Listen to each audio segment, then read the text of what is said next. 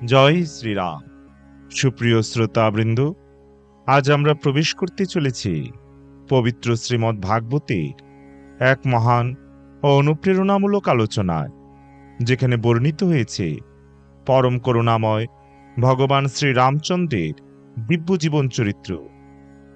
শ্রীরামচন্দ্র কেবল একজন রাজা নন, তিনি ধর্মের প্রতীক, আদর্শ পুত্র, আদর্শ ভ্রাতা, আদর্শ স্বামী এবং সর্বোপরি একজন পরম ভক্তপ্রাণ ভগবান।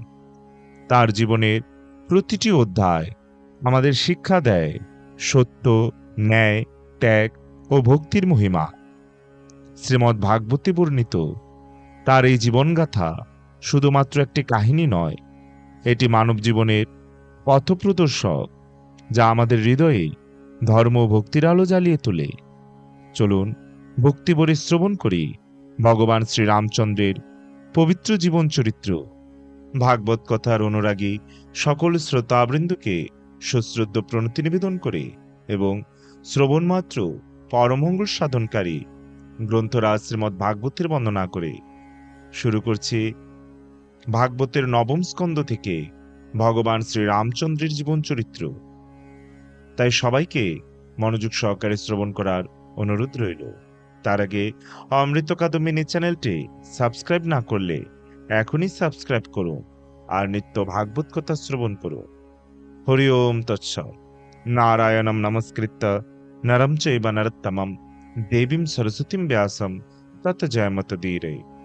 ওম নমো ভগবতে বাসুদেবায়। শ্রীল সুখদেব গোস্বামী বললেন, মহারাজ খট্টাঙ্গীর পুত্র দীর্ঘবাহু এবং তার পুত্র মহাযশস্বী মহারাজ রঘু, রঘু থেকে অজ এবং অজ থেকে মহারাজ দশরথের জন্ম হয়। দেবতাদের দ্বারা প্রার্থিত হয়ে সাক্ষাৎ ব্রহ্মময় ভগবান শ্রীহরি তার অংশ এবং অংশের অংশ সহ আবির্ভূত হয়েছিলেন। তাদের নাম রাম, লক্ষ্মণ, ভরত এবং শত্রুঘ্ন। এইভাবে ভগবান চার মূর্তিতে মহারাজ দশরথের পুত্ররূপে আবির্ভূত হয়েছিলেন। হে মহারাজ পরীক্ষিত, ভগবান শ্রীরামচন্দ্রের দিব্য কার্যকলাপ তত্ত্বদর্শী ঋষিদের দ্বারা বিস্তৃতভাবে বর্ণিত হয়েছে। যেহেতু আপনি বারবার সীতাপতি শ্রীরামচন্দ্রের চরিত্র শ্রবণ করেছেন, তাই আমি তা সংক্ষেপে বর্ণনা করব। দয়া করে শ্রবণ করুন। যিনি পিতৃসত্ব পালনের জন্য তার রাজ্য পরিত্যাগ করে প্রিয় পত্নী সীতা দেবীর সুকোমল করস্পর্শ সহনে অসমর্থ চরণকমলের দ্বারা বনে বনে বিচরণ করেছিলেন। বানররাজ হনুমান ও কনিষ্ঠ ভ্রাতা লক্ষ্মণ যার বনভ্রমণের শ্রান্তি অপনোদন করেছিলেন, যিনি শূর্পণখার নাক এবং কান কেটে তাকে বিকৃত রূপ করেছিলেন, সীতা দেবীর বিরহজনিত ক্রোধের দ্বারা যার ভ্রুভঙ্গি দর্শন করে সমুদ্র ভীত হয়ে ভগবানকে সমুদ্রের উপর সেতুবন্ধন করতে দিয়েছিলেন। তারপর রাবণের রাজ্যে প্রবেশ করে আগুন যেভাবে বনকে গ্রাস করে, ঠিক সেইভাবে রাবণকে সংহার করেছিলেন। সেই পরমেশ্বর ভগবান শ্রীরামচন্দ্র আমাদের রক্ষা করুন। বিশ্বামিত্র মুনির যজ্ঞে অযোধ্যার রাজা শ্রীরামচন্দ্র মারিচ আদি বহু রাক্ষস এবং নিশাচরদের সংহার করেছিলেন। লক্ষ্মণের সম্মুখে যিনি এই সমস্ত অসুরদের সংহার করেছিলেন, সেই শ্রীরামচন্দ্র আমাদের কৃপাপূর্বক রক্ষা করুন। হে রাজন, শ্রীরামচন্দ্রের লীলা হস্তি শাবকের মতো অদ্ভুত। যিনি সীতার স্বয়ংবর সভায় পৃথিবীর সমস্ত বীরদের মধ্যে হরধনু ভঙ্গ করেছিলেন।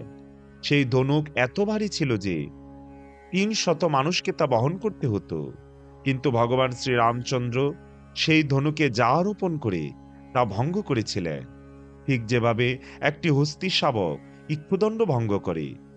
এইভাবে ভগবান সীতা দেবীর পানি গ্রহণ করেছিলেন, যিনি আকৃতি, সৌন্দর্য, গুণ, বয়স এবং স্বভাবে তারই সমতুল্য ছিলেন। বস্তুত পক্ষে তিনি ছিলেন তারই বক্ষবিলাসিনী নিত্য সহচরী লক্ষ্মী দেবী। স্বয়ংবর সভায় তাকে জয় করে শ্রীরামচন্দ্র যখন গৃহে প্রত্যাবর্তন করছিলেন, তখন তার সঙ্গে পরশুরামের সাক্ষাৎ হয়। পৃথিবীকে ২১ বার ক্ষত্রিয় শূন্য করার ফলে পরশুরাম অত্যন্ত গর্বিত ছিলেন, কিন্তু ক্ষত্রিয় রাজকুলে আবির্ভূত হয়ে ভগবান তার দর্পচূর্ণ করেছিলেন। পত্নীর কাছে প্রতিজ্ঞার পাশে আবদ্ধ পিতার আদেশ পালন করে শ্রীরামচন্দ্র তার রাজ্য, ঐশ্বর্য, আত্মীয় স্বজন, বন্ধু বান্ধব, বাসস্থান এবং অন্য সবকিছু ত্যাগ করে বনে গমন করেছিলেন। ঠিক যেভাবে একজন মুক্ত পুরুষ সমস্ত আসক্তি পরিত্যাগ করে তার প্রাণ ত্যাগ করেন। অত্যন্ত দুঃখ কষ্টময় জীবন স্বীকার করে তিনি বনে বিচরণ করেছিলেন। ধনুর্বাণ হস্তে ভগবান শ্রীরামচন্দ্র মন্দবুদ্ধি রাবণের ভগ্নী শূর্পণখার নাক এবং কান ছিন্ন করে তার রূপ বিকৃত করেছিলেন।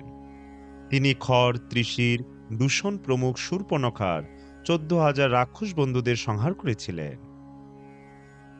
হে মহারাজ পরীক্ষিত, দশানন রাবণ যখন সীতাদেবীর সৌন্দর্যের কথা শুনেছিল, তখন তার চিত্তে কামানলোদ্দীপ্ত হয়েছিল। সে তখন সীতাদেবীকে হরণ করার বাসনায় শ্রীরামচন্দ্রকে আশ্রম থেকে দূরে নিয়ে যাওয়ার উদ্দেশ্যে একটি স্বর্ণমৃগের রূপধারী মারীচকে সেখানে পাঠিয়েছিল, এবং রামচন্দ্র সেই অদ্ভুত মৃগটিকে দর্শন করে তার দ্বারা আকৃষ্ট হয়ে তার আশ্রম থেকে দূরে নিতে হয়েছিলেন। এবং মহাদেব যেভাবে দক্ষকে বধ করেছিলেন, সেইভাবে তিনি হরির দ্বারা সেই হরিণটিকে বধ করেছিলেন।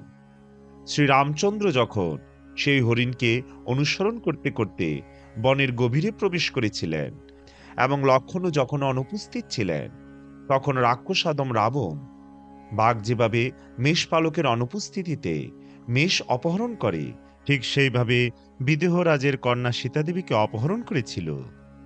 তখন ভ্রাতা লক্ষ্মণ সহ ভগবান শ্রীরামচন্দ্র তার পত্নীর বিরহে যেন অত্যন্ত কাতর হয়ে বনে বনে বিচরণ করেছিলেন। এইভাবে তিনি তার ব্যক্তিগত দৃষ্টান্তের দ্বারা স্ত্রী সঙ্গের দুঃখময় পরিণতি প্রদর্শন করেছিলেন। ব্রহ্মা শিব যার শ্রী পাদপদ্মের পূজা করেন, মনুষ্য রূপধারী সেই ভগবান শ্রীরামচন্দ্র রাবণের সঙ্গে যুদ্ধে নিহত জটায়ুর অন্ত্যেষ্টিক্রিয়া সম্পাদন করেছিলেন। তারপর ভগবান কবন্ধ নামক অসুরকে হত্যা করেন এবং বানর শ্রেষ্ঠদের সঙ্গে সখ্য স্থাপন করে বলি বিনাশের পর সীতাদেবীকে উদ্ধার করার উদ্দেশ্যে সমুদ্র তীরে গমন করেছিলেন। ভগবান শ্রীরামচন্দ্র সমুদ্রের তটে 3 দিন উপবাস করে মূর্তিমান সমুদ্রের আগমনের প্রতীক্ষা করেছিলেন। কিন্তু তা সত্ত্বেও সমুদ্র না আসায় ভগবান তার প্রধূলীলা প্রদর্শন করেছিলেন এবং কেবল সমুদ্রের প্রতি তার দৃষ্টিপাতের ফলে কুমির, মকর প্রভৃতি সমস্ত জলজন্তু ভয়ে বিচলিত হয়েছিল। তখন মূর্তিমান সমুদ্র ভীত হয়ে পূজার সমস্ত উপকরণ নিয়ে শ্রীরামচন্দ্রের কাছে উপস্থিত হয়েছিলেন এবং ভগবানের শ্রী পাদপদ্মে পতিত হয়ে এই কথাগুলি বলেছিলেন: হে সর্বব্যাপ্ত পরম পুরুষ, জড়বুদ্ধি সম্পূর্ণ আমরা আপনাকে জানতে পারিনি, কিন্তু এখন আমরা বুঝতে পেরেছি যে আপনি পরম পুরুষ, সমগ্র জগতের অধীশ্বর, নির্বিকার আদি পুরুষ। সত্যগুণ থেকে দেবতাদের আবির্ভাব হয়েছে, রজগুণ থেকে প্রজাপতিদের আবির্ভাব হয়েছে এবং তমগুণ থেকে রুদ্রদের আবির্ভাব হয়েছে, কিন্তু আপনি সমস্ত গুণের একমাত্র অধীশ্বর। হে ভগবান, আপনি আপনার ইচ্ছামতো আমার জল ব্যবহার করুন।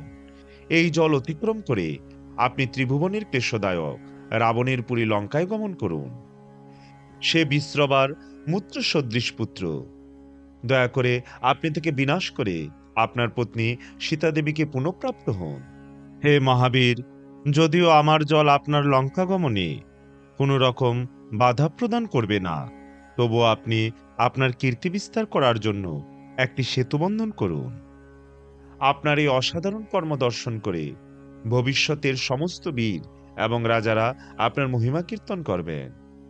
শ্রীল সুখদেব গোস্বামী বললেন, বানর শ্রেষ্ঠদের হস্তের দ্বারা কম্পিত বৃক্ষলতায় পরিপূর্ণ বিবিধ গিরিশৃঙ্গের দ্বারা সমুদ্রের উপর সেতু নির্মাণ করে বিভীষণের পরামর্শে শ্রীরামচন্দ্র, সুগ্রীব, নীল, হনুমান প্রমুখ সৈন্যগণ সহ রাবণের রাজধানী লঙ্কায় প্রবেশ করেছিলেন, যা পূর্বে হনুমানের দ্বারা দগ্ধ হয়েছিল। লঙ্কায় প্রবেশ করার পর সুগ্রীব, নীল, হনুমান প্রমুখ বানর শ্রেষ্ঠদের দ্বারা পরিচালিত হয়ে বানর সৈন্যরা সেখানকার বিশাল ভবন, শস্যাগার, কোষাগার, গৃহদ্বার, পুরুদ্বার, সভাগৃহ, প্রাসাদের পুরোভাগ এবং কপোতাবাস পর্যন্ত অবরোধ করেছিল। যখন তারা নগরীর চতুষ্পদ, বেদী, পতাকা, প্রাসাদের চূড়ার স্বর্ণকলস প্রভৃতি ভেঙে ফেলতে লাগলো, তখন হস্তিকুলের দ্বারা নদী যেভাবে বিচলিত হয়, লঙ্কার অবস্থাও ঠিক সেই রকম হয়েছিল।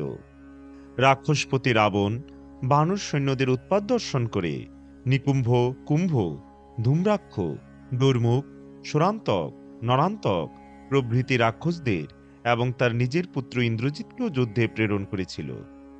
তারপর সে প্রহস্ত, অতিকায়, বিকম্পন এবং অবশেষে কুম্ভকর্ণকে যুদ্ধ করতে আদেশ দিয়েছিল। তারপর সে তার সমস্ত অনুচরদের শত্রুদের সঙ্গে যুদ্ধ করতে প্রেরণ করেছিল।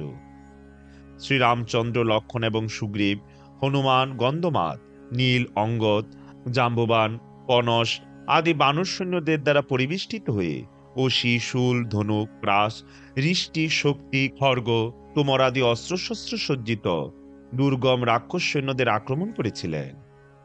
শ্রীরামচন্দ্রের অঙ্গদ প্রভৃতি সেনাপতিরা সকলেই রাবণের হস্তি, পদাতিক, অশ্ব এবং রথের দ্বারা গঠিত সৈন্যদের সম্মুখীন হয়ে বৃক্ষ, পর্বতশৃঙ্গ, গদা এবং বাণ নিক্ষেপ করতে লাগলেন। এইভাবে শ্রীরামচন্দ্রের সৈন্যেরা রাবণের সৈন্যদের বিনাশ করতে লাগলেন, যারা তাদের সমস্ত সৌভাগ্য হারিয়েছিল। কারণ সীতা দেবীর ক্রোধজনিত অভিশাপের ফলে রাবণের সমস্ত মঙ্গল বিনষ্ট হয়েছিল। তারপর রাক্ষসরাজ রাবণ তার সৈন্য বিনষ্ট হয়েছে দেখে অত্যন্ত ক্রুদ্ধ হয়ে পুষ্পক্রতে আরোহণ করে শ্রীরামচন্দ্রের অভিমুখে ধাবিত হয়েছিল এবং ইন্দ্রের সারথি মাতলে কর্তিকানিত দীপ্তিমান রথে বিরাজমান শ্রীরামচন্দ্রকে তীক্ষ্ণ বাণের দ্বারা আঘাত করেছিল। শ্রীরামচন্দ্র রাবণকে বলেছিলেন, তুমি রাক্ষসদের মধ্যে সবচেয়ে নিকৃষ্ট। প্রকৃতপক্ষে তুমি তাদের বিষ্ঠা সদৃশ। কুকুর যেমন গৃহস্বামীর অনুপস্থিতিতে গৃহ থেকে আহার্য অপহরণ করে পলায়ন করে, তুমিও তেমন আমার অনুপস্থিতিতে আমার পত্নী সীতাদেবীকে অপহরণ করেছ। তাই যমরাজ যেভাবে পাপীদের দণ্ডদান করেন, আমিও সেইভাবে তোমাকে দণ্ডদান করব। তুমি অত্যন্ত ঘৃণ্য, পাপী এবং নির্লজ্জ। তাই আজ অলঙ্ঘ বীর্য আমি তোমাকে তোমার দুষ্কর্মের ফল প্রদান করব। এইভাবে রাবণকে ভর্ৎসনাপূর্বক শ্রীরামচন্দ্র তার ধনুকে সর্যোজন করে রাবণের প্রতি তা নিক্ষেপ করেছিলেন এবং বজ্রের মতো সেই বাণ রাবণের হৃদয় বিদ্ধ করেছিল। তা দেখে রাবণের অনুগামী জনেরা হাহাকার করতে লাগল এবং রাবণ তার দশমুখে রক্তবমন করতে করতে পুণ্যবান ব্যক্তি যেভাবে পুণ্যক্ষয়ে স্বর্গ থেকে অধঃপতিত হয়, সেইভাবে বিমান থেকে পতিত হয়েছিল। তারপর রাবণের পত্নী মন্দোদরী আদি রাক্ষসীরা, যাদের পতিগণ যুদ্ধক্ষেত্রে নিহত হয়েছিল, তারা লঙ্কা থেকে নির্গত হয়ে ক্রন্দন করতে করতে রাবণ এবং অন্যান্য রাক্ষসদের মৃতদেহের সমীপে আগমন করেছিল। শোকার্তা রাক্ষসীরা লক্ষ্মণের বাণে নিহত তাদের পতিদের আলিঙ্গন করে তাদের বক্ষস্থলে আঘাত করতে করতে করুণস্বরে রোদন করেছিল, হে প্রভু, হে নাথ, তুমি জনসমূহের কষ্টের কারণ স্বরূপ ছিলে এবং তাই তোমার নাম ছিল রাবণ। কিন্তু এখন তুমি পরাজিত হয়েছ বলে আমরাও পরাজিত হয়েছি, কারণ তোমার লঙ্কাপুরী এখন শত্রুদের দ্বারা বিজিত হয়েছে। এখন তা কার শরণাগত হবে? হে মহাভাগ্যবান, আপনি কামের অধীন হয়ে সীতাদেবীর প্রভাব জানতে সমর্থ হননি। এখন তার অভিশাপের ফলে আপনি শ্রীরামচন্দ্রের দ্বারা নিহত হয়ে এই অবস্থা প্রাপ্ত হয়েছেন। হে রাক্ষস কুলনন্দন, আপনারই কারণে লঙ্কা এবং আমরা পতিহীনা হয়েছি। আপনার কর্মের দ্বারা আপনি আপনার দেহ, শকুনদের বক্ষ এবং নিজেকে নরকভোগী করলেন। শ্রীল সুখদেব গোস্বামী বললেন, কুশলরাজ শ্রীরামচন্দ্রের সম্মতিক্রমে রাবণের পুণ্যবান ভ্রাতা এবং ভগবান শ্রীরামচন্দ্রের ভক্ত বিভীষণ তার আত্মীয়দের নরক গমন থেকে রক্ষা করার জন্য অন্ত্যেষ্টি ক্রিয়ার বিধান অনুসারে ঊর্ধ্বদেহী ক্রিয়া সম্পাদন করেছিলেন। তারপর ভগবান শ্রীরামচন্দ্র অশোকবনে সিংসপা বৃক্ষের মূলে তার বিরহে কাতর এবং অত্যন্ত ক্ষীণা সীতাদেবীকে দর্শন করেছিলেন। তার পত্নীকে এই অবস্থায় দর্শন করে শ্রীরামচন্দ্র অত্যন্ত দয়াদ্রচিত্ত হয়েছিলেন। তার প্রিয়তম শ্রীরামচন্দ্রকে দর্শন করে সীতাদেবীর বদন কমল তখন আনন্দে বিকশিত হয়েছিল। বিভীষণকে কল্পান্ত পর্যন্ত লঙ্কার রাক্ষসদের উপর আধিপত্য প্রদান করে ভগবান শ্রীরামচন্দ্র সীতাদেবীকে পুষ্পক্রতে স্থাপন পূর্বক স্বয়ং সেই বিমানে আরোহণ করে বনবাস সমাপান্তে হনুমান, সুগ্রীব এবং ভ্রাতা লক্ষ্মণ সহ অযোধ্যায় প্রত্যাবর্তন করেছিলেন। শ্রীরামচন্দ্র যখন তার রাজধানী অযোধ্যায় ফিরে এলেন, তখন পথে লোকপালগণ তার উপর সুগন্ধি পুষ্প বর্ষণ করে তাকে সম্বর্ধনা জানিয়েছিলেন, এবং ব্রহ্মা আদি দেবতারা তখন মহানন্দে তার চরিত্র কীর্তন করেছিলেন। অযোধ্যায় পৌঁছে রামচন্দ্র শুনেছিলেন যে তার অনুপস্থিতিতে তার ভ্রাতা ভরত কেবল গোমূত্র সিদ্ধ জব আহার করেছিলেন এবং বলকলের দ্বারা তার দেহ আচ্ছাদন করে জটাধারী হয়ে কুশাসনে শয়নপূর্বক দিনাতিপাত করেছিলেন। সেই কথা শুনে পরম করুণাময় ভগবান অত্যন্ত অনুতাপ করেছিলেন। ভরত যখন জানতে পেরেছিলেন যে ভগবান শ্রীরামচন্দ্র তার রাজধানী অযোধ্যায় ফিরে আসছেন, তখন তিনি শ্রীরামচন্দ্রের পাদুকা মস্তকে ধারণ করে নন্দীগ্রামে তার শিবির থেকে বেরিয়ে এসেছিলেন। ভরতের সঙ্গে তখন তার মন্ত্রীরা, পুরোহিতেরা এবং সম্ভ্রান্ত নাগরিকেরা শ্রীরামচন্দ্রকে সম্বর্ধনা জানাতে গিয়েছিলেন। বন্দীরা তখন মধুর সঙ্গীত সহকারে ভগবানের মহিমা কীর্তন করছিলেন এবং ব্রাহ্মণেরা উচ্চস্বরে বৈদিক মন্ত্র উচ্চারণ করছিলেন। সুন্দর অশ্ব এবং সুবর্ণ রশ্মি সমন্বিত বহু রথ সেই শোভাযাত্রাকে অনুসরণ করছিল। সেই সমস্ত রথ স্বর্ণ প্রান্ত সমন্বিত পতাকা এবং বিভিন্ন প্রকার ধ্বজায় শোভিত ছিল। স্বর্ণ কবচধারী সৈন্য, তাম্বুলিক এবং বহু সুন্দরী বারাঙ্গনা সেই শোভাযাত্রার সঙ্গে চলেছিলেন। বহু পদচারী বৃত্ত, ছত্র চামর, নানা প্রকার মূল্যবান মণিরত্ন এবং শোভাযাত্রার উপযুক্ত অন্যান্য সামগ্রী বহন করছিল। এইভাবে ভরত তার জ্যেষ্ঠ ভ্রাতা শ্রীরামচন্দ্রের পদতলে নিপতিত হয়েছিলেন। তার হৃদয় তখন দ্রবীভূত হয়েছিল এবং আনন্দে তার নয়ন অশ্রুপূর্ণ হয়েছিল। ভরত শ্রীরামচন্দ্রের অগ্রে তার পাদুকা দুটি সমর্পণ করে অশ্রুপূর্ণ নয়নে কৃতাঞ্জলি হয়ে দাঁড়িয়েছিলেন। তখন শ্রীরামচন্দ্র তার অশ্রুজলে ভরতকে স্নান করিয়ে বহুক্ষণ ধরে আলিঙ্গন করেছিলেন। সীতাদেবী এবং লক্ষণ সহ শ্রীরামচন্দ্র বিজ্ঞ ব্রাহ্মণ এবং পূজ্যনীয় কুলবৃদ্ধদের প্রণতি নিবেদন করেছিলেন, এবং অযোধ্যার প্রজাবৃন্দ তখন ভগবানকে তার সশ্রদ্ধ প্রণতি নিবেদন করেছিলেন। অযোধ্যার নাগরিকেরা দীর্ঘ অনুপস্থিতির পর তাদের রাজাকে প্রত্যাবর্তন করতে দেখে তাকে মাল্য প্রদান করেছিলেন এবং তাদের উত্তরীয় বসন আন্দোলন করে আনন্দে নৃত্য করেছিলেন। হে রাজন, ভরত শ্রীরামচন্দ্রের পাদুকাদয়, সুগ্রীব এবং বিভীষণ চামর উৎকৃষ্ট ব্যজন, হনুমান শ্বেতছত্র, শত্রুঘ্ন ধনুক এবং তুন্দয়, সীতাদেবী তীর্থজলে পূর্ণ কমণ্ডলু, অঙ্গদ খড়গ এবং ঋক্ষরাজ জাম্বুবান স্বর্ণকবচ ধারণ করেছিলেন। হে মহারাজ পরীক্ষিত, পুষ্পক্রতে উপবিষ্ট ভগবানকে পুরনারীরা প্রার্থনা নিবেদন করছিলেন এবং বন্দীরা তার চরিত্রগাথা কীর্তন করছিলেন। তখন তিনি গ্রহ নক্ষত্রের মাঝখানে চন্দ্রের মতো শোভা পাচ্ছিলেন। তারপর ভ্রাতা ভরত কর্তৃক অভিনন্দিত হয়ে ভগবান শ্রীরামচন্দ্র উৎসব মুখরিত অযোধ্যা নগরীতে প্রবেশ করেছিলেন। প্রাসাদে প্রবেশকালে তিনি কৈকেয়ী প্রভৃতি মহারাজ দশরথের অন্যান্য পত্নী অর্থাৎ তার বিমাতাদের এবং তার নিজের মাতা কৌশল্যাকে প্রণাম করেছিলেন।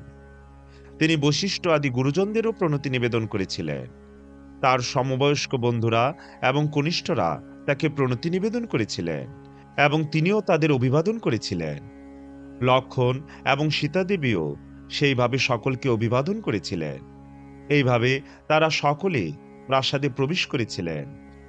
মূর্ছিত দেহে চেতনার সঞ্চার হলে যেভাবে দেহ সহসা অতীত হয়, রাম লক্ষণ ভরত শত্রুঘ্নের মাতৃগণ তাদের পুত্রদের দর্শন করে সেইভাবে সহসা অতীত হয়েছিলেন। তারা তাদের পুত্রদের কোলে নিয়ে নয়নজলে অভিষিক্ত করে দীর্ঘ বিরহজনিত শোক থেকে মুক্ত হয়েছিলেন। কুলগুরু বশিষ্ঠ শ্রীরামচন্দ্রের জটামোচন করে তার মস্তক মুন্ডন করিয়েছিলেন এবং তারপর কুলবৃদ্ধদের সঙ্গে মিলিত হয়ে 4 সমুদ্রের জল দিয়ে দেবরাজ ইন্দ্রের মতো শ্রীরামচন্দ্রের অভিষেক করেছিলেন। ভগবান শ্রীরামচন্দ্র এইভাবে মস্তক মুন্ডন পূর্বক স্নান করে সুন্দর বসন পরিধান করেছিলেন এবং মাল্য ও অলঙ্কারে বিভূষিত হয়ে সুন্দর বসন ও অলঙ্কারে বিভূষিত ভ্রাতাগণ ও সীতাদেবী সহ শোভা পেতে লাগলেন। ভরতের প্রণতি এবং শরণাগতিতে প্রসন্ন হয়ে ভগবান শ্রীরামচন্দ্র তখন রাজ সিংহাসন গ্রহণ করেছিলেন। পিতা যেমন সস্নেহে পুত্রকে পালন করেন, ঠিক সেইভাবে তিনি স্বধর্মনিরত বর্ণ ও আশ্রমোচিত গুণযুক্ত প্রজাদের পালন করেছিলেন, এবং প্রজারাও তাকে ঠিক তাদের পিতার মতো মনে করেছিলেন। শ্রীরামচন্দ্র রাজা হয়েছিলেন ত্রেতা যুগে, কিন্তু যেহেতু তার শাসন ব্যবস্থা ছিল অত্যন্ত সুন্দর, তাই তখনকার অবস্থা হয়েছিল ঠিক সত্যযুগের মতো। সেখানে সকলেই ছিলেন ধর্মপরায়ণ এবং সর্বত্রভাবে সুখী। হে ভরতকুল শ্রেষ্ঠ মহারাজ পরীক্ষিত, ভগবান শ্রীরামচন্দ্রের রাজত্বকালে বন, নদী, পাহাড়, পর্বত, বর্ষ, সপ্তদ্বীপ এবং সপ্ত সমুদ্র সবই তখন প্রজাবর্গের সর্বকামদায়ক হয়েছিল। ভগবান শ্রীরামচন্দ্র যখন এই পৃথিবীতে রাজত্ব করছিলেন, তখন সমস্ত দৈহিক এবং মানসিক ক্লেশ, ব্যাধি, জরা, সন্তাপ, দুঃখ, শোক, ভয় ও ক্লান্তি সম্পূর্ণরূপে অনুপস্থিত ছিল। এমনকি ইচ্ছা না করলে মৃত্যুও কারো কাছে উপস্থিত হতো না। শ্রীরামচন্দ্র কেবল একজন মাত্র পত্নী গ্রহণ করার এবং অন্য কোনো রমণীর সঙ্গে কোনো প্রকার সম্পর্ক না রাখার ব্রত গ্রহণ করেছিলেন। তিনি ছিলেন একজন রাজর্ষি এবং তার চরিত্র ছিল রাগ, দেশ আদি কুলুষ থেকে সম্পূর্ণরূপে মুক্ত। তিনি সকলকে সদাচার শিক্ষা দিয়েছিলেন, বিশেষ করে গৃহস্থদের আচরণীয় বর্ণাশ্রম ধর্ম। এইভাবে তিনি স্বয়ং আচরণ করে জনসাধারণকে শিক্ষা দিয়েছিলেন। সীতাদেবী ছিলেন অত্যন্ত বিনম্র, শ্রদ্ধাশীলা, লজ্জাবতী এবং পতিব্রতা। তিনি সর্বদা তার পতির মনোভাব বুঝতে পারতেন। এইভাবে তার চরিত্র, প্রেম এবং সেবার দ্বারা তিনি ভগবান শ্রীরামচন্দ্রের চিত্ত সর্বত্রভাবে আকর্ষণ করেছিলেন। শ্রীল সুখদেব গোস্বামী বললেন, তারপর ভগবান শ্রীরামচন্দ্র আচার্যবান হয়ে শ্রেষ্ঠ উপকরণ সমন্বিত যজ্ঞের দ্বারা নিজেই নিজের আরাধনা করেছিলেন, কারণ তিনি হচ্ছেন সমস্ত দেবতাদেরও পরম দেবতা। ভগবান শ্রীরামচন্দ্র হোতাকে সমগ্র পূর্ব দিক, ব্রহ্মা পুরোহিতকে সমগ্র দক্ষিণ দিক, অধবর্য পুরোহিতকে সমগ্র পশ্চিম দিক এবং সামবেদ গানকারী উদ্গতা পুরোহিতকে সমগ্র উত্তর দিক প্রদান করেছিলেন। এইভাবে তার সমগ্র রাজ্য তিনি প্রদান করেছিলেন। তারপর ব্রাহ্মণদের যেহেতু কোনো জড়বাসনা নেই, তাই তারাই সারা পৃথিবী গ্রহণ করার যোগ্য। এইভাবে বিচার করে ভগবান শ্রীরামচন্দ্র পূর্ব, পশ্চিম, উত্তর এবং দক্ষিণ দিকের মধ্যে যে ভূমি অবশিষ্ট ছিল তা আচার্যকে দান করেছিলেন। এইভাবে ব্রাহ্মণদের সবকিছু দান করার পর ভগবান শ্রীরামচন্দ্রের কেবল পরিহিত বস্ত্র এবং অলঙ্কার মাত্র অবশিষ্ট ছিল। তেমনি রাজমহিষী সীতাদেবীরও কেবল নাসাভরণ মাত্র অবশিষ্ট ছিল। যজ্ঞ অনুষ্ঠানে নানাভাবে নিযুক্ত সমস্ত ব্রাহ্মণেরা ব্রাহ্মণদের প্রতি অত্যন্ত অনুকূল এবং স্নেহপরায়ণ শ্রীরামচন্দ্রের প্রতি অত্যন্ত প্রসন্ন হয়েছিলেন। এইভাবে দ্রবীভূত হৃদয়ে তারা তার কাছ থেকে দানরূপে যা কিছু প্রাপ্ত হয়েছিলেন তা সব ফিরিয়ে দিয়ে বলেছিলেন, হে ভগবান, হে জগদীশ্বর, আপনি আমাদের কি না দিয়েছেন? আপনি আমাদের হৃদয় অভ্যন্তরে প্রবেশ করে আপনার জ্যোতির দ্বারা আমাদের অজ্ঞান অন্ধকার দূর করেছেন। সেটি চরম উপহার। জড়জাগতিক কোনো দান আর আমাদের প্রয়োজন নেই। হে ভগবান, আপনি ব্রাহ্মণদের আপনার আরাধ্য দেবতা বলে স্বীকার করেছেন। আপনার জ্ঞান এবং স্মৃতি কখনো কুণ্ঠার দ্বারা বিচলিত হয় না। আপনি এই জগতের সমস্ত যশস্বী ব্যক্তিদের মধ্যে মুখ্য এবং আপনার শ্রী পাদপদ্ম দণ্ডদানের অযোগ্য মুনি ঋষিদের দ্বারা পূজিত হয়।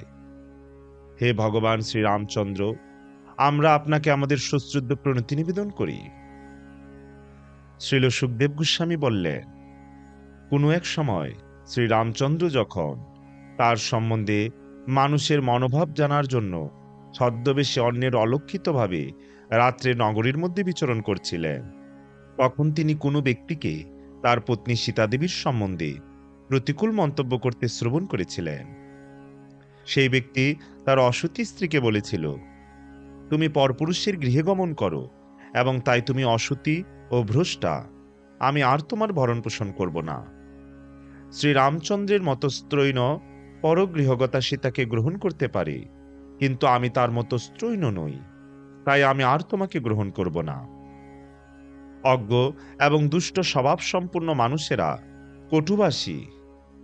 সেই সমস্ত দুষ্টদের ভয়ে ভীত হয়ে শ্রীরামচন্দ্র তার গর্ভবতী পত্নী সীতা দেবীকে পরিত্যাগ করেছিলেন। সীতা দেবী তখন বাল্মীকি মুনির আশ্রমে গমন করেছিলেন। যথাসময়ে গর্ভবতী সীতা দেবী দুটি যমজ পুত্র প্রসব করেন। তারা লব এবং কুশ নামে বিখ্যাত হয়েছিলেন। বাল্মীকি মুনি তাদের জাতকর্ম সম্পাদন করেছিলেন। হে মহারাজ পরীক্ষিত, লক্ষণের অঙ্গদ ও চিত্রকেতু নামক দুই পুত্র এবং ভরতের তক্ষ এবং পুষ্কল নামক দুই পুত্র ছিল। শত্রুঘ্নের সুবাহু এবং শ্রুতসেন নামক দুটি পুত্র ছিল। ভরত দিগ্বিজয়ে যাত্রা করে কোটি কোটি গন্ধর্বদের বিনাশ করেছিলেন এবং তাদের সমস্ত ধন সম্পদ নিয়ে এসে ভগবান শ্রীরামচন্দ্রকে প্রদান করেছিলেন। শত্রুঘ্ন মধুর পুত্র লবণ নামক রাক্ষসকে বিনাশ করে মধুবনে মথুরাপুরী নির্মাণ করেছিলেন। পতি কর্তৃক নির্বাসিত হয়ে সীতা দেবী তার দুই পুত্রকে বাল্মীকি মুনির হস্তে সমর্পণ করেছিলেন। তারপর তার প্রতি শ্রীরামচন্দ্রের পাদপদ্ম যুগল ধ্যান করতে করতে তিনি পাতালে প্রবেশ করেছিলেন। সীতা দেবীর পাতালে প্রবেশের সংবাদ শ্রবণ করে ভগবান অত্যন্ত শোকাচ্ছন্ন হয়েছিলেন। যদিও তিনি পরমেশ্বর ভগবান, তবুও সীতার গুণসমূহ স্মরণ করে অপাকৃত প্রেমে তিনি তার শোক সম্বরণ করতে পারেননি। স্ত্রী এবং পুরুষের পরস্পরের প্রতি আকর্ষণ সর্বত্রই ভয়প্রদ। এই প্রকার অনুভূতি ব্রহ্মা, শিব আদি ঈশ্বরের মধ্যেও বর্তমান এবং তাদের পক্ষেও ভীতিপ্রদ। অতএব এই জড়জগতের গৃহস্থ জীবনের প্রতি আসক্ত অন্য ব্যক্তিদের আর কি কথা। সীতার পাতাল প্রবেশের পর ভগবান শ্রীরামচন্দ্র ব্রহ্মচর্য অবলম্বন করে নিরবিচ্ছিন্নভাবে ১৩,০০০ বছর ধরে অগ্নিহোত্র যজ্ঞ করেছিলেন। সেই যজ্ঞ সমাপন করে ভগবান শ্রীরামচন্দ্র, যার শ্রী পাদপদ্ম দণ্ডকারণ্যে বনবাসের সময় কখনো কখনো কণ্টকের দ্বারা বিদ্ধ হয়েছিল, সেই শ্রীপাদপদ্ম নিরন্তর তাকে স্মরণ করেন যে সমস্ত ভক্তগণ তাদের হৃদয় স্থাপন করে তিনি ব্রহ্মজ্যোতির অতীত তার স্বীয়ধাম বৈকুণ্ঠলোকে গমন করেছিলেন।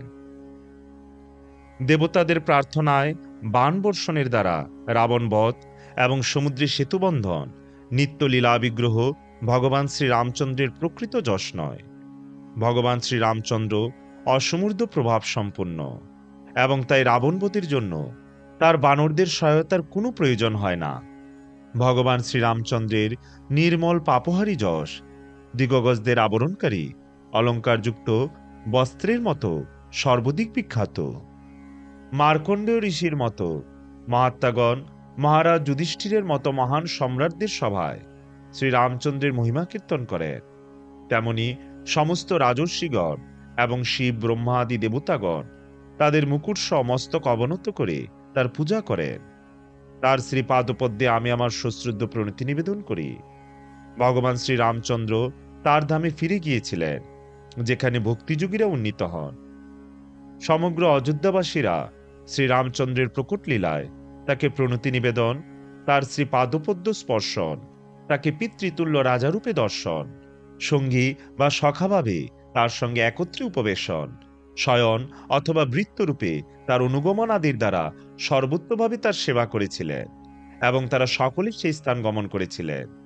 হে মহারাজ পরীক্ষিত, যে ব্যক্তি শ্রবণেন্দ্রিয়ের দ্বারা ভগবান শ্রীরামচন্দ্রের চরিত্র শ্রবণ করবেন, তিনি মাৎসর্য রোগ থেকে মুক্ত হয়ে সকাম কর্মের বন্ধন থেকে মুক্ত হবে।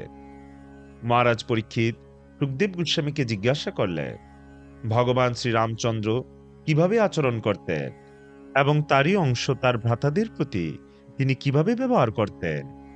তার ভাইয়েরা এবং অযোধ্যাবাসীরাই বা তার প্রতি কিভাবে আচরণ করতেন?